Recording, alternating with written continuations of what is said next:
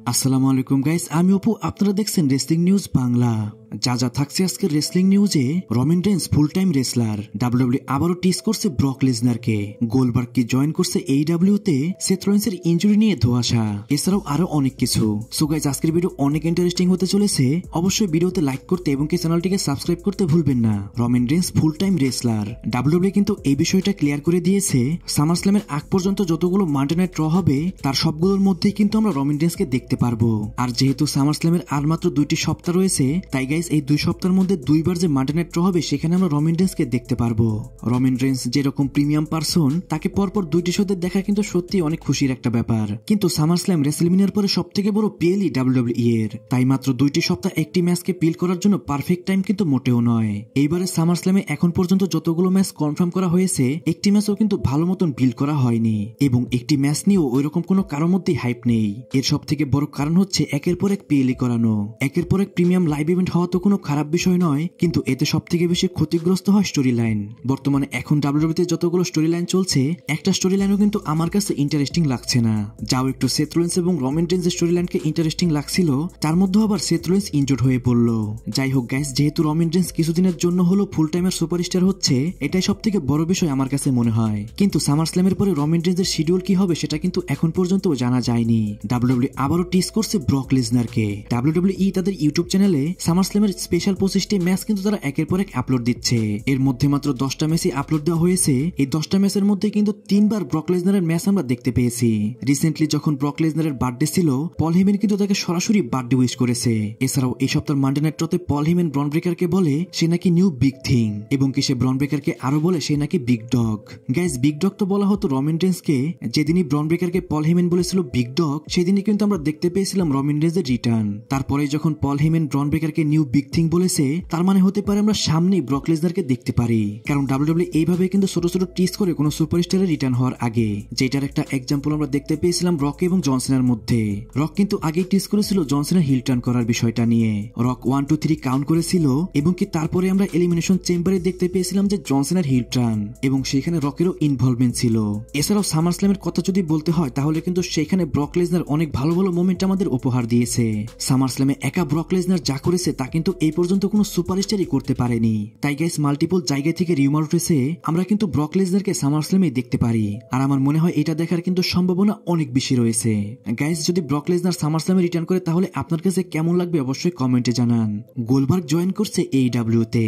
SNME তে Goldberg যখন তার রিটায়ারমেন্ট ম্যাচটি ফাইট করে, সেই ম্যাচটি শেষ হওয়ার পরে কিন্তু গোল্ডবার্গ একটা ইন্টারভিউতে যায়। সেখানে সে অনেকগুলো শকিং কথা বলে ডাব্লিউডব্লিউ সম্পর্কে। সে বলে তার ম্যাচ শেষ হওয়ার পর একটা প্রোমো কাট করার মতো টাইম দেয়নি ডাব্লিউডব্লিউ। এছাড়াও সে মাত্র 3টি সপ্তাহ পেয়েছিল তার ম্যাচটি বিল্ড করার জন্য। এটা কোনো এনাফ টাইম নয় একটা রিটায়ারমেন্ট ম্যাচকে বিল্ড করার। যদি আন্ডারটেকার এবং জন সিনা হতো তাহলে কখনোই তাদের সাথে এমনটা করা হতো না।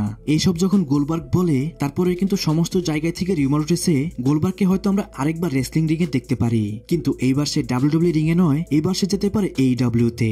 গাইস, এটা আমার কথা নয়, এটা মাল্টিপল সোর্স থেকে জানা গেছে। AEW কিন্তু এর আগেও স্টিং এবং কি রিক ফ্লেয়ারকে তাদের ওল্ড অবস্থায় কিন্তু ম্যাচ ফাইট করিয়েছে। রিক ফ্লেয়ার 75 বছর বয়সে ম্যাচ ফাইট করেছে AEW তে, যা কিনা যদি গোল্ডবার্গের বেলায়ও হয় তাহলে কিন্তু দেখতে কিন্তু অনেক ভালো লাগবে। এছাড়াও স্টিংকেও কিন্তু 63 বছর বয়সে ম্যাচ ফাইট করার সুযোগ দিয়েছিল AEW। আর গাইস, সে কিন্তু তার 63 বছর বয়সে রিটায়ারমেন্ট ম্যাচটি ফাইট করেছিল, আর সেই ম্যাচের মধ্যে তাকে কিন্তু গ্র্যান্ড ট্রিবিউট দেওয়া হয়েছিল। তাই গাইস, আমি মনে করি যদি গোল্ডবার্গ AEW তে যায় তাহলে কিন্তু সেটা খুব একটা খারাপ হবে না। AEW সবসময় এরকম সুপারস্টারকে নেওয়ার জন্য তাদের টাকার বস্তা সবসময় রেডি রাখে। সেথ রলিন্সের ইনজুরি নিয়ে ধোঁয়াশা। গাইস, অনেকেই বলছে সেথ রলিন্সের ইনজুরিটা একটা তার ব্রেক নেওয়ার জন্য সে এটা করেছে, আবার অনেকেই বলছে এটা একটা রিয়াল ইনজুরি। অনেকেই বলছে সেথ রলিন্সের ফিরতে মোটামুটি 2-3 মাস সময় লাগবে, আবার অনেকেই বলছে সেথ রলিন্স হয়তো সামারস্ল্যামে এসেই তার মানি ইন দ্য ব্যাংকটি ক্যাশ ইন করতে পারে। গাইস, বর্তমানে কিন্তু ওইরকম কোনো কনফার্ম নিউজ নেই সেথ রলিন্সের ইনজুরি নিয়ে, কারণ ডাব্লিউডব্লিউ এর একদম ভেতর থেকে একটা নিউজ বের হয়ে গেছে। সেখান থেকে জানা গেছে যে সেথ রলিন্স সামারস্ল্যামে এসে তার মানি ইন দ্য ব্যাংকটি ক্যাশ ইন করতে পারে। এছাড়াও যে সমস্ত বড় বড় নিউজ চ্যানেল রয়েছে তারা কিন্তু জানিয়ে দিয়েছে সেথ রলিন্সের ইনজুরিটা অনেক বেশি ক্রিটিক্যাল। সে 2-3 মাসের আগে কখনোই রেসলিং রিং এ আসতে পারবে না। কিন্তু শকিংলি সেথ রলিন্স নিজেই কিন্তু তার ইনজুরি নিয়ে একটা স্টেটমেন্ট দেয়। সেখানে সে বলে তার যখন ইনজুরিটা হয়েছিল তখন তার পা কোনো কাজই করছিল না। সে কবে ব্যাক করতে পারবে সেটা সে জানে না। সেথ রলিন্স শুধু এটাই চায় সে যেন রেসলমেনিয়া 42 তে ফাইট করতে পারে। গাইস, আমার মনে হয় এখন পর্যন্ত সেথ রলিন্সের ইনজুরিটার বিষয় এখনো ধোঁয়াশায় রয়ে গেছে। যে সমস্ত নিউজ এইখানে ওইখানে রয়েছে তা তো আপনাদের আমি জানিয়ে দিলাম, কিন্তু আমি বলবো এখন পর্যন্ত কোনো কিছুই কিন্তু কনফার্ম নয়। সবকিছু ক্লিয়ার আমরা জানতে পারবো সেটা হলো সামার স্ল্যামে। কিন্তু গাইস একটা পয়েন্ট কিন্তু থেকেই যায়, যেমনটা আমরা জানি সামার স্ল্যামে সিএম পাঙ্ক ভার্সেস গুন্থারের মধ্যে ওয়ার্ল্ড হেভিওয়েট চ্যাম্পিয়নশিপ ম্যাচ রাখা হয়েছে।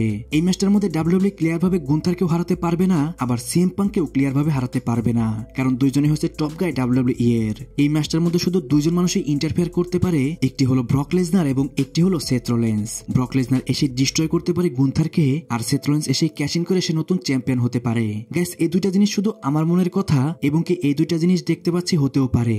এই বিষয়ে আপনি কি মনে করেন অবশ্যই কমেন্টে জানান। লাস্টে কথা বলবো এনএক্সটি এবং কি স্ম্যাকডাউন নিয়ে।